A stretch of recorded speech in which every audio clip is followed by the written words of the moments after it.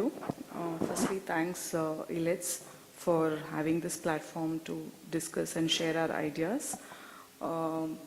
I would also say that I'm really honored to be part of this panel over here of all the dignitaries and the best people in the industry. I picked up a few points from the previous speakers. As I was not totally prepared for this session, I'm representing on behalf of Mr. Neeraj. So a few things which caught my attention was the EHR, which Sir mentioned, and also the e-consent forms, because these are the pain points in any hospital. I think the people who are dealing with the operations would understand that no matter however paperless we try to make the hospital, it still gets very, very complicated. As a doctor, I know it's very comfortable to write it down. Right? I think all the doctors would agree with me. It's so easy that you get me a piece of paper and a pen. I can pen down anything, but don't ask me to use the system. Don't ask me to enter anything in the computer. That is what all the doctors are very comfortable with.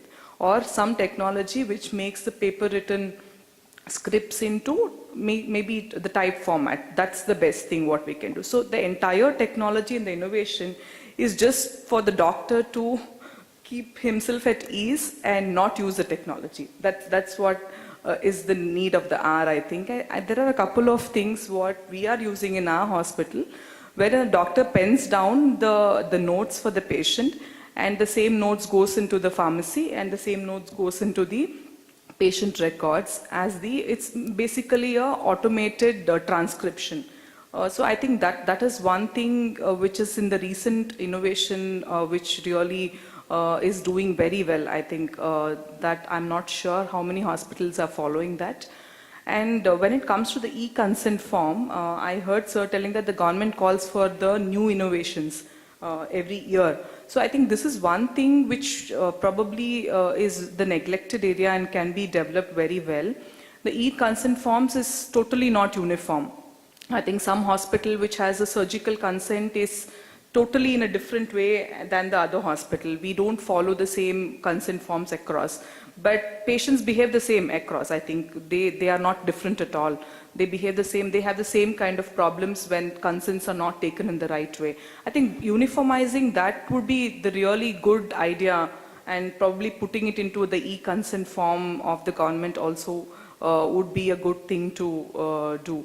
So these two really caught my attention when Sir was speaking. Also for the teleradiology, a simple technology, I'm not sure how many hospitals again are following this. There's a company called 5C. I'm not endorsing that company, but I'm just telling you that it is very affordable. For a smaller healthcare organizations, the reporting is 45 minutes, even during the night. It's 24/7. The reporting of radiology investigations, whether it's an X-ray or a CT or an MR, it is just 45 minutes, and it's a very, very affordable. Probably they would charge somewhere between 100, 150 for an X-ray reporting to about 200 rupees for a CT and MR reporting. I believe you should definitely connect with these people. They are a very small organization, but it's tried and tested. We have been experiencing their reporting. It's signed off from the radiologist, and it's pretty good. It's going really nice. So I think we should all try it out. Also, coming from a mother and child background, I've been seeing a lot of,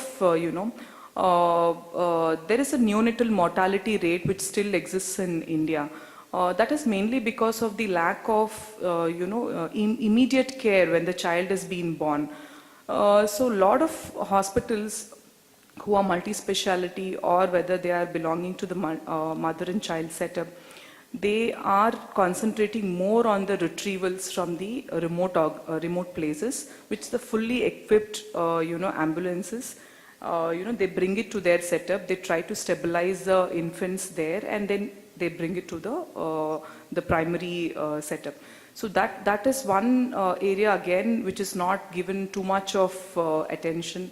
I think all the hospitals should always work towards this, retrievals, and even the government support is required. Private hospitals are very, very open to get retrievals from the government. We are very much open to provide that support and get the children. And also one area which is again not given too much of importance is the nutrition of the pregnant women, and also the immunization of the children post the birth. Government gives basic immunizations, but not all the immunizations are covered in it, and they end up, and maybe the lack of awareness also is one reason which probably we all have to work on. So that summarizes, and it's really great to be here to share. I look forward for the rest of the day to get more ideas from all of you and also to share my points. Thank you. Thanks for listening to me.